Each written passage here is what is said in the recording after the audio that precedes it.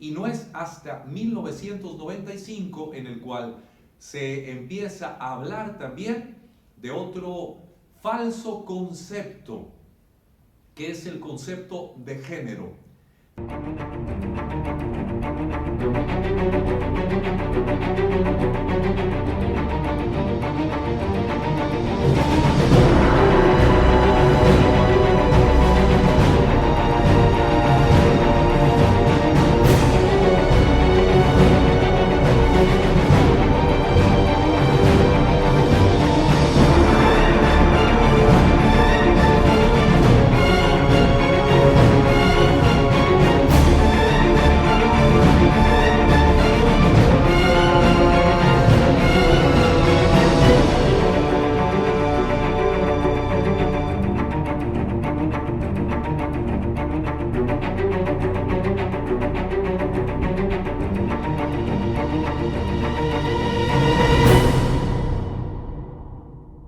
Género.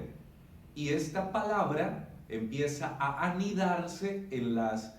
palabras y en los discursos públicos de los funcionarios en los distintos países. En nuestro país se empieza a utilizar también entonces esta palabra de género en lugar de sexo para definir la condición biológica genital de un ser humano. Actualmente se usa la palabra violencia de género exclusivamente para referirse a la violencia en contra de la mujer. Y es algo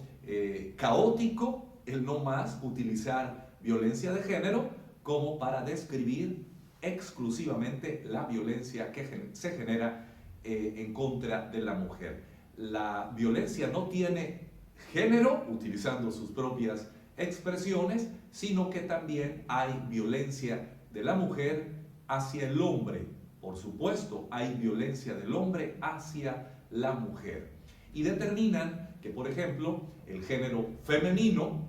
nosotros decimos lo correcto, el sexo femenino recibe de parte del sexo masculino la mayor parte de la violencia, o que la mujer es la que sufre más en el mundo, y empiezan a establecer que el género femenino es el que más sufre en la tierra. Y según las estadísticas que hay a nivel global, pues el mayor número de indigentes o de personas en la calle no es del género femenino, es de el sexo masculino. Hay más hombres indigentes, más hombres que se encuentran en situación de calle en el mundo. Hay más hombres en las cárceles en el mundo que mujeres. Hay más muertes de hombres por violencia que de mujeres por violencia en el mundo. Hay alguien que pudiera decir es que hay más puestos importantes de hombres que de mujeres, y utilizan la palabra género. El género femenino está disminuido en las condiciones de género, y se empiezan a utilizar palabritas como por ejemplo en México la actual legislatura, la legislatura que se encuentra actualmente en nuestro país, se le llama la legislatura de la paridad de género, pero ahí exclusivamente lo hablan de paridad de género en cuanto a la mujer, que debe de haber el mismo número de legisladoras mujeres y legisladores hombres, que ahí pudiéramos decir, adelante, es correcto y es adecuado, pero también tenemos que ver cuál es el perfil de cada uno de estos dos tipos de sexo. Si quizá las mujeres tienen el mejor perfil para estar legislando, adelante, que sean las mujeres las que sean mayoría, pero no hablar exclusivamente acerca de la palabra género para referirse a la mujer, cuando lo adecuado es que sea la palabra correcta, sexo, para definir entonces la diferencia biológica, antropológica, psicológica entre los dos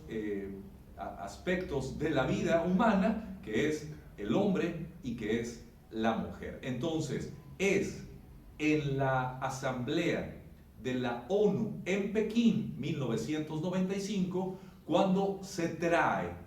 a la palabra género a los documentos oficiales que nosotros posteriormente conocemos a través de las delegaciones que estuvieron presentes allá y las traen a las distintas naciones. En nuestro país, algunos documentos oficiales hablan ya no de en la franja de sexo, qué sexo eres, hombre, mujer, no, ahora hablan de la palabra género. Entonces, hemos hablado acerca de un falso derecho, el derecho a asesinar por medio del aborto, de la eutanasia, de la eugenesia, que se contrapone al verdadero derecho, que es el derecho a la vida. Hemos hablado del falso derecho que se tiene para acceder a violentar la salud de una persona por medio de las drogas recreativas, y se establece esa palabra, esa expresión que dice el libre desarrollo de su personalidad. Y también estamos hablando acerca entonces de la palabra género, que se ha empoderado, que se ha redactado y que se ha establecido en muchos de los documentos oficiales en las distintas naciones del mundo, y que nosotros también en nuestros comentarios sociales cotidianos, allí en las reuniones sociales, utilizamos ya la palabra género como si éste realmente definiera la condición del ser humano. El género es una condición o un aspecto de orientación sexual, no es necesariamente una condición biológica, física, antropológica ni psicológica de la mente y de la diferenciación de hombre o mujer. Entonces es un aspecto impositivo, se nos viene a imponer esta expresión a tal grado que se quiere desde bebés, desde niños, en las escuelas preescolares o en los inicios del estudio de los niños, establecer estas posturas de género. El secretario de Educación Pública, Esteban Moctezuma, en nuestro país, hace algunos meses señaló que habría que enseñarles la perspectiva de género, que es la ideología de género, desde bebé. Por eso la jefa de gobierno de Ciudad de México, junto con la plantilla de la Secretaría de Educación local, la jefa de gobierno Claudia Sheinbaum, establecieron aquel uniforme neutro, es decir, no pretenden violentar el género de los niños y que ellos decidan. Les están dando a los niños un poder de decisión sobre su condición y aspecto de orientación sexual, cuando ellos lo que tienen que hacer es tener un orden establecido biológico, un orden establecido antropológico y psicológico, que es la condición genital biológica mujer o la condición biológica de hombre, y no meterlos a estas ideologías que traen un caos a la vida del niño o de la niña. Habría personas que quizá puedan decir que se sienten atraídas por personas de su mismo sexo. Habría que tratarlas con la mayor dignidad, con la mayor delicadeza y por supuesto con todo el apoyo que sea necesario para atender esa condición, para atender esa emergencia en su vida, pero no empoderar falsamente por medio de una ideología de género. En Alemania se han establecido alrededor de 120 distintos géneros. Esto trae como consecuencia que se obligue, por ejemplo, al Estado a poder asegurar que esa persona que se siente de cierto tipo de género o de orientación sexual pueda ser tratada como ella desee. Y en España hay una coach, esta coach muy conocida ha tratado a personas con una tendencia o una orientación sexual diversa a su condición biológica, y por atender a estas personas y orientarlas ha recibido una multa en la cual,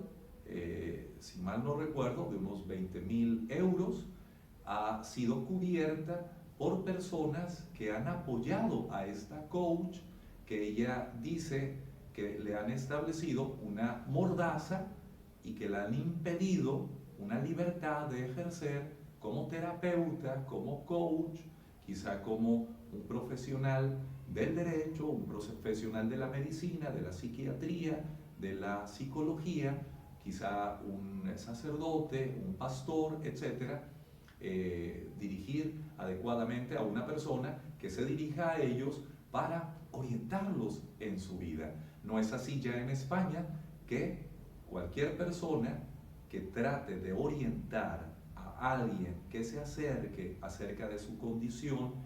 en orientación sexual puede ser multada. Y únicamente la ideología del caos podrá establecerse en el mundo de una forma impositiva, de una forma antidemocrática, de una forma dictatorial. Estamos dentro de la dictadura del relativismo.